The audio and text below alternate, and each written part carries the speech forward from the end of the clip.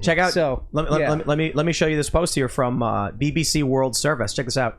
Why China's zero COVID policy and Shanghai's strict lockdown is in everybody's interest, according to epidemiologist Dr. Eric Ding. Oh yeah, I know. That no, guy. thank you. No, Remember what I said at the beginning of the sir. show? Yeah. What was that? Well, just that there are a lot of people in America and in the West who are completely comfortable with these kind of tactics to eliminate COVID. Zero COVID is disturbing, man. You can't zero the flu. I don't know why they're trying to zero COVID. Yeah. It's here to stay, as far as I can tell. That's what we've been told. Yeah, and well, then the question is, are they trying to zero COVID? Let me just say to the point. This is this BBC story. I guess it's like a podcast, so I'm not going to play their podcast. But this Dr. Eric Ding guy saying it's in everybody's interest. I hope that's out of context. I sincerely hope what he means is specifically for China and not for us. Because if the idea is we here in the United States should be locked in our homes for a week and told we cannot leave for any reason and we will not be given food, well, Americans, I think, would act quite a bit differently than the Chinese, You think? Yeah, Second Amendment. People won't silently starve to death here. There's hold on. In the cities, I think in the cities they would do as they're told. I think out in the country, people are going to be like... Depends on the neighborhood you're in. In the cities, they're going to be getting the hell out of their apartments and coming out to the country to see where all the people have the resources, and that's where you're going to have the problems. Yeah. Right there. Starving migrants. Well, yeah, but just hungry, desperate people leaving cities, going out to where there is resources. So you know what happens when that happens? Yeah, like so this is something you want to think about. So this is the question then. What we see in China is horrifying. People screaming out their balconies, the drones saying, control your soul's, urge for freedom or whatever. If people in big cities, if it does come to the point where, what did Joe Biden call it, a global famine? If the food shortages do get that bad, if the food inflation is as bad as people think it is, and it's bad, if it's as bad as people think it is, are these city people going to run out of the country? Because then the question becomes, Second Amendment. If I've got chickens, and I do, Chicken City, chickencitylive.com, and someone comes and they're hungry, you're not touching my animals, because we have these animals, we cultivate livestock so that we can survive. If someone comes and thinks I'm going to steal that, well, people out in the country are going to be like, I got to defend my property, my friends, and my family. You can't just let anybody come and steal your stuff. What happens? Yeah. Do they load up? Do people start fighting? Well, yeah. Well, I just want to say this: the sort of the city urban liberal types, the dumb yuppies, they'll just sort of be sitting ducks. They'll stay in their apartment when they're told to. These aren't independent thinkers. But when you're looking at the neighborhoods with high crime rates, where people do, own guns, or at least the criminals own guns, and there's more of a gang presence, they will absolutely start moving out into more rural areas and search for food. And you'll see some ugliness if we ever get to a point where there is massive food inflation that's starving people. So let me ask real quick. Chicago. What city? At Cuyahoga Falls. Akron. Yeah. Where did you grow up, John? Amarillo, Texas. So what is that like? Is that big city, urban skyscrapers? If it wasn't for I-40, there would be no Amarillo, Texas. So, all right. Especially if you look at the state of Texas, go to the Panhandle in the top. It's right in the dead center of that. Oh, wow. So it's as flat as a board. It's Tornado Alley. It's the grain belt. How many people?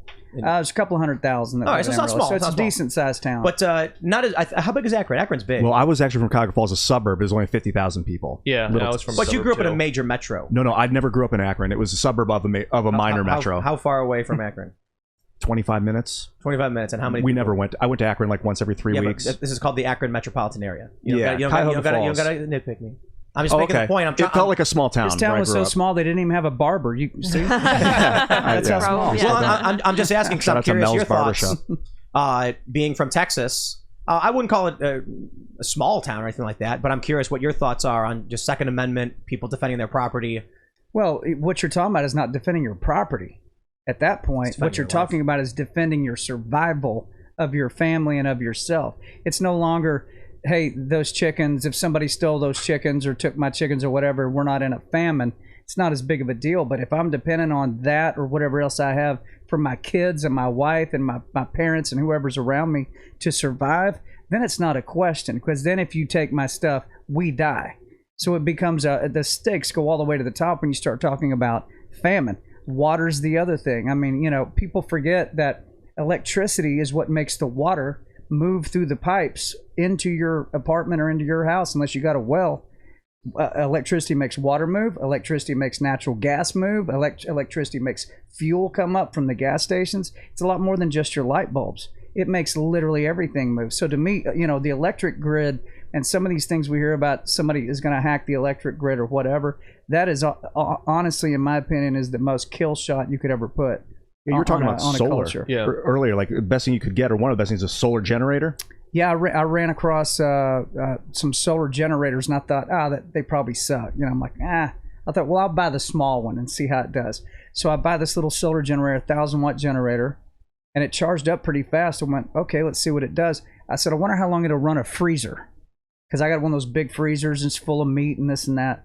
I wonder how long it'd run a freezer. Plugged that sucker in, it ran that freezer for 16 hours. Wow. Which you don't even need to run a freezer for 16 hours to keep everything frozen. Yeah, you were saying you do it 8 and then leave it off for 16 and then 8 and then leave it off? Just don't open it very often, So there are ways to get around it, but people need to think about it right now. Yeah, so there's this funny hit piece on, me and a bunch of other, pro-Trump personalities from 2020. Like, where are they now? And they're like, Tim Pool is selling emergency food. And then I'm just like, well, it's kind of crazy. The mentality among the left is that it's an insult to want to have emergency supplies. Because I'm just thinking, like, if you think it's like a point of shame, like, I would be ashamed of telling people, like, make sure you get some emergency supplies. I'm not telling people to set up a bunker underground with 30 years worth of beans or anything. I'm being like, you get one of these buckets, you put in your closet, you forget about it. I also think you should have a first aid kit. I think you should have some water. I think you should download a survival guide onto your phone. But man, when we have these conversations about people in big cities being like, oh, they're so dumb, you bought emergency supplies. I'm like, I don't want to be anywhere near that city if it really does get bad. And the funny thing is, I'm not even prepper level.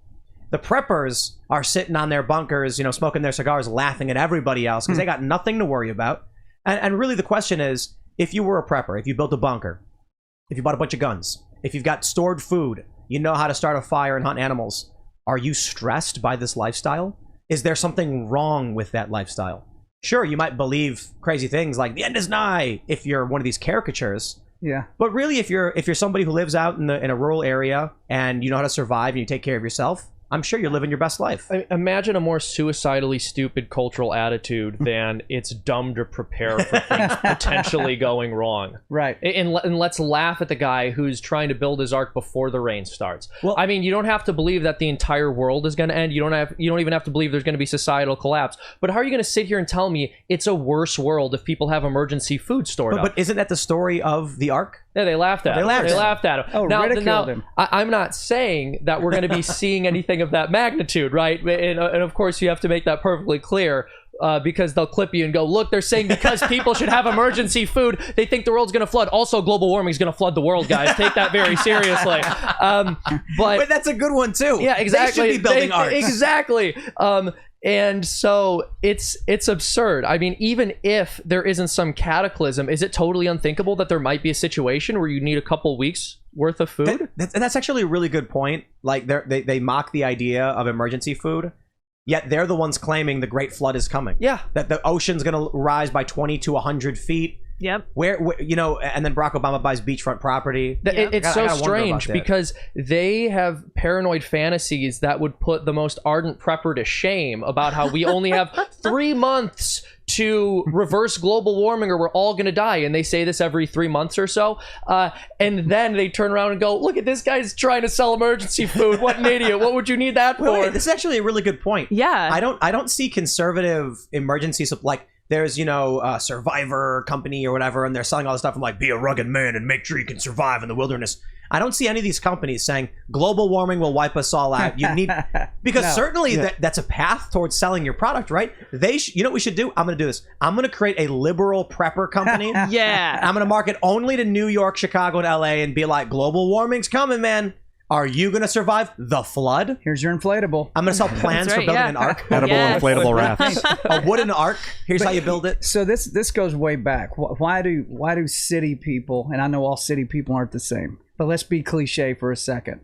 Why do big city people mock and make fun of country people? Why do they do that? I think the reason is because they look at the country people and they realize that those country people can self-sustain.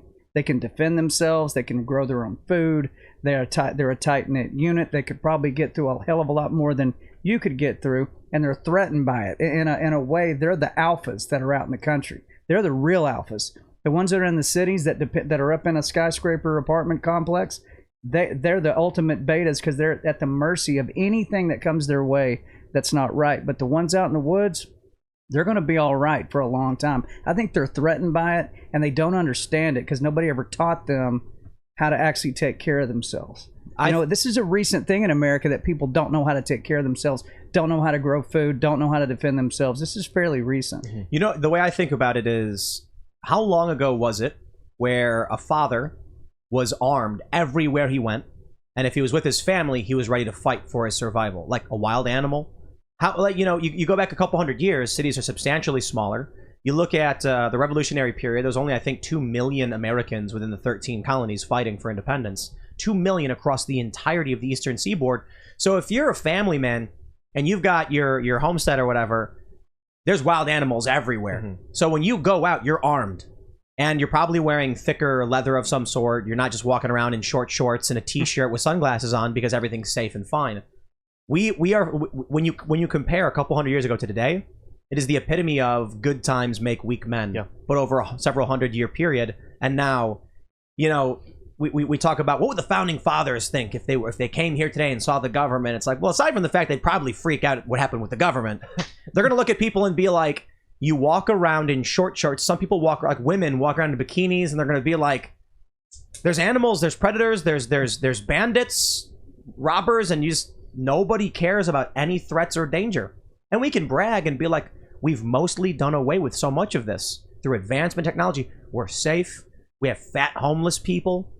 And they'd probably be like, wow, until they see any potential disaster coming ahead, until they see these people are completely unprepared for any kind of survival. Although maybe they'll just come back and eat big bowls of ice cream and be like, this is great.